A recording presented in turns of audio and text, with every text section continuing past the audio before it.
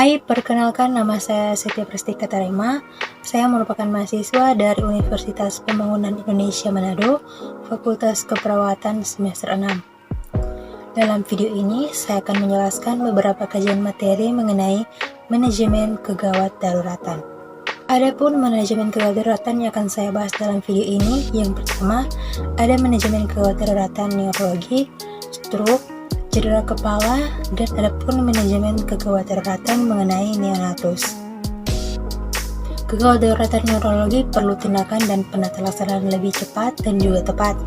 Beberapa penyakit neurologi ada akut, diperlukan penanganan yang cepat dan juga tepat untuk menghindarkan pasien dari gejala sisa dan ketergantungan.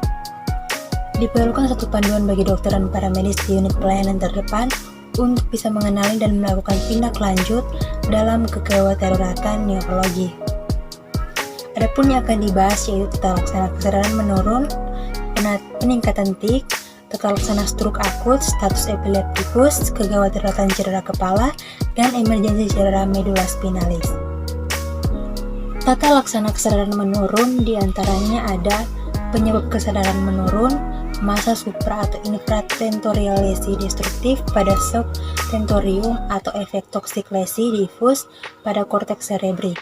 Kemudian ada diagnosa kesadaran menurun yang di dalamnya ada anamnesis serta pemeriksaan fisik umum, pemeriksaan fisik neurologis, dan juga ada pemeriksaan penunjang.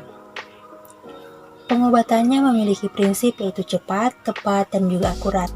Ini dilakukan bersamaan dengan pemeriksaan yang terbagi atas dua, ada umum dan juga khusus. Pada umum, pasien dalam posisi lateral dekubitus, jika tidak ada KI misalnya fraktur servikal atau tik meningkat, lakukan ABC airway breathing circulation, lakukan imobilisasi jika curiga trauma servikal, lakukan EKG dan pasang monitor jantung jika tersedia, pasang NGT untuk mencegah aspirasi. Nah, khusus pada herniasi, pada pasang ventilator, lakukan hiperventilasi dengan target PCO2 25-30 mmHg, berikan menitol 20% dengan dosis 1,2 gram, dilanjutkan 0,25-0 setiap 6 jam edema cerebri akibat tumor, dan apnes dapat diberikan dexamethasone 10 mg. Dilanjutkan 4-6 mg setiap 6 jam jika CT scan kepala menunjukkan adanya CT yang operable miss EDH, konsul bedah syaraf untuk operasi. Tanpa herniasi, ulangi pemeriksaan neurologi yang lebih teliti. Jika CT scan tidak ada kelainan, lanjutkan LP. Jika positif ada infeksi, berikan antibiotik. Yang kedua, ada tekanan dalam ruang tengkorak berdasarkan hipotesis Monro-Kelly. Ini merupakan jumlah volume darah intrakarnial, jaringan otak, cairan otak, dan komponen lainnya, misalnya hematom, tumor, dan lain-lain yang bersifat konstan.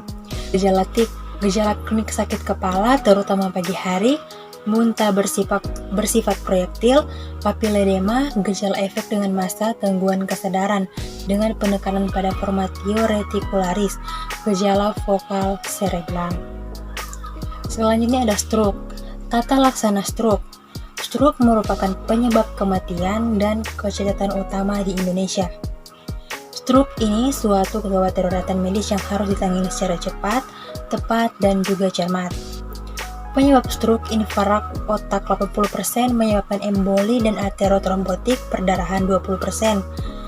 PIS dan PSA diagnosis berdasarkan klinis anamnesis dan pemeriksaan fisik neurologi sistem scoring CT scan kepala, MRI kepala. Prinsip tata laksana stroke yaitu membatasi dan memulihkan iskemia akut yang sedang berlangsung 3-6 jam.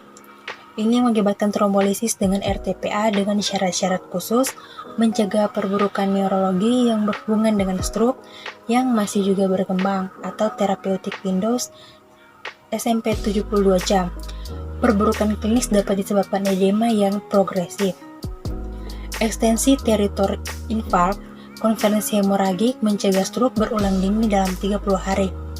5% penderita stroke iskemik mengalami serangan ulang dalam 30 hari, resiko paling tinggi pada stenosis karotis berat dan stroke kardioemboli terapi dini. Dengan heparin dapat mengurangi resiko stroke berulang pada penderita kardioemboli. Status epileptikus definisi serangan epilepsi yang berlangsung terus-menerus kurang dari 30 menit atau frekuensi kejang lebih dari 2 kali di mana penderita tidak sadar antara serangan. Dengan etiologi pencetus SE, penderita yang tidak dapat diobati, dosis tidak memadai, pengobatan yang tiba-tiba dihentikan, dengan keadaan umum yang menurun, kurang tidur, stres fisik dan psikis, alkohol, dan drug abuse. Penyebab akut yaitu penderita encephalopati anoksik, penderita penyakit cerebrovaskular akut, penderita tumor SP, penderita encephalopati metabolik, penderita meningitis, dan juga encephalitis. Cedera kepala kedaruratan, cedera kranioserebral, yaitu kerusakan dapat mengakibatkan luka pada kulit kepala, fraktur tulang tengkorak, robekan selaput otak, kerusakan pembuluh darah atau intraekstraserebral, serta kerusakan jaringan otak.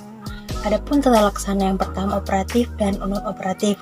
Kesadaran menurun dan baik dengan tujuan terapi non-operatif mencegah tik meningkat, mencegah dan mengobati edema otak, minimalisasi kerusakan sekunder, serta mengobati simptom akibat trauma otak.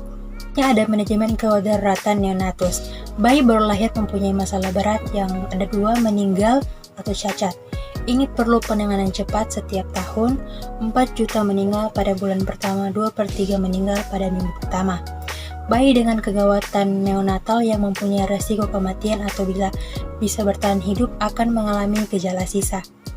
Ada afiksia dan komplikasinya, trauma persalinan dan komplikasinya, BBLR, diare, neonatus dengan dehidrasi berat, shock, kelainan metabolik. Bayi ini perlu perawatan untuk life saving. Adapun tanda-tanda bahaya yaitu afiksia, gawat nafas, kejang, hipotermia berat, hipoglikemia, serta dehidrasi berat dan juga shock.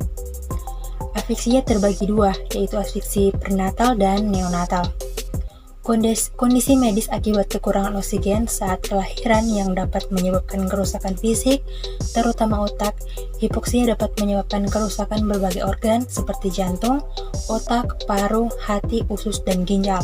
Kerusakan otak paling sulit pulih. Pada kasus bayi mungkin tertolong, tetapi kerusakan otak menyebabkan keterlambatan perkembangan dan gangguan fisik seperti spastisitas. Bayi dengan afeksia akan terlihat pucat atau biru, kurang respon, lunglai dengan usaha napas rendah. Diperlihatkan pada skor Apgar 5. Bayi baru lahir memiliki risiko untuk mengalami kegawat daruratan. Bayi dengan kondisi gawat darurat memerlukan penanganan cepat untuk mencegah kematian dan juga kecacatan. Nah guys, dalam video ini saya juga ingin mengajak teman-teman adik-adik yang melanjutkan pendidikan ke perguruan tinggi. Mari bergabung bersama kami di Universitas Pembangunan Indonesia Manado.